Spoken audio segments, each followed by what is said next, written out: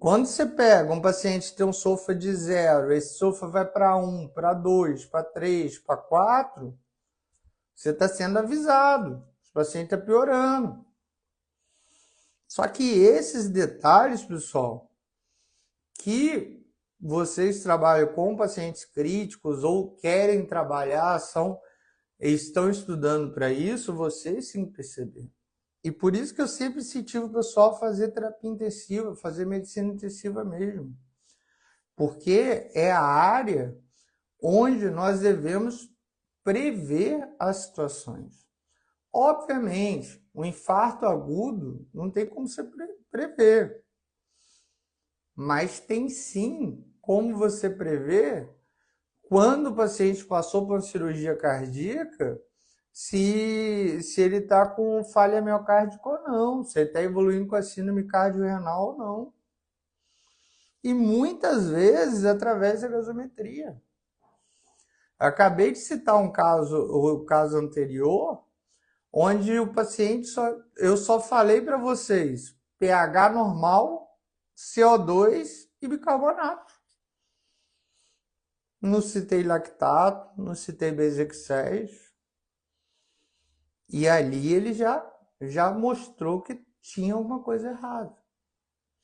Tá? Então, o segundo erro comum é se basear por valores de referência, é se basear por gasometria compensada, é se basear por números. A gente trata paciente, a gente trata ser humano, a gente não trata números, tá? A gente não trata números. E eu vou falar um pouquinho de gap de CO2, vou falar um pouquinho de anion gap, de delta gap. Bem pouco, bem resumido, também para não confundir a cabeça de vocês.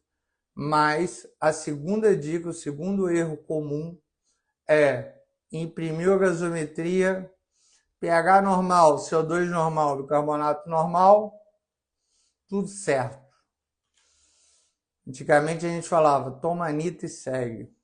Né? Quem me segue sabe o que significa isso. A Anitta era um remédio antigo verminose, toma Anitta e tá tudo certo.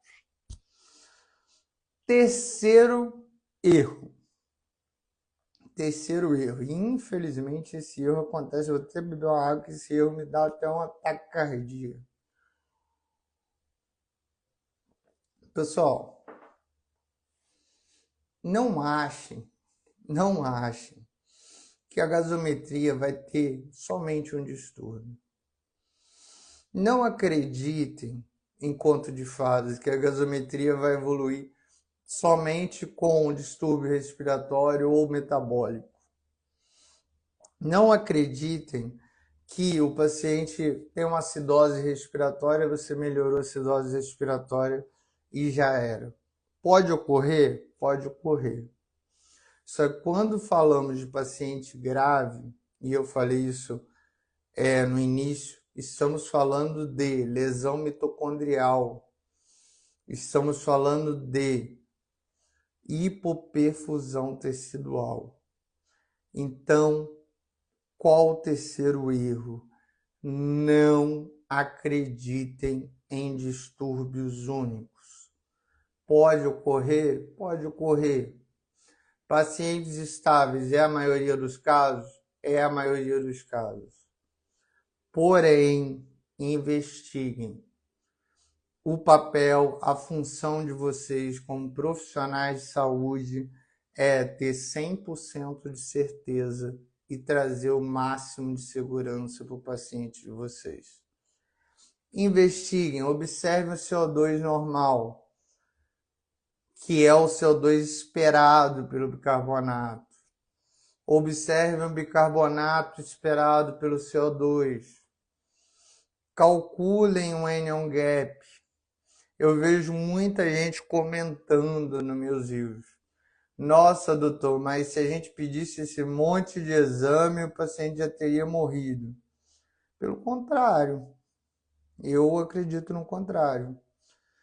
A medicina tem que ter o respaldo e a segurança do paciente. Se você possui o mínimo de dúvida, solicite os exames. O anion gap, solicite um sódio, solicite o cloro, solicite a gasometria. O delta gap, pega o anion gap, reduz o anion gap normal pelo anion gap observado. Avalie se tem mais distúrbio. Não tem? Maravilhoso, o paciente é estável. Tem o SOFA de zero, como eu estava falando no início, está reduzindo o SOFA. Ah, Alex, paciente tem procalcitonina de 0,25, que bom. Só que você sabe disso.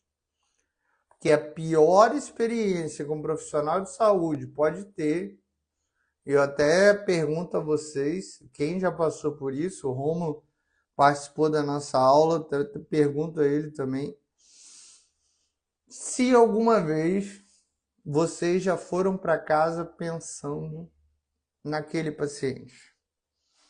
Nossa, poderia ter pedido o exame tal? Poderia ter calculado o anion gap? Poderia ter feito um neurocheck horário? Eu poderia ter calculado o delta gap desse paciente? Eu deveria ter feito reposição volêmica através do gap de CO2? Esse é o pior momento do profissional de saúde. Quando ele sai do plantão e vai para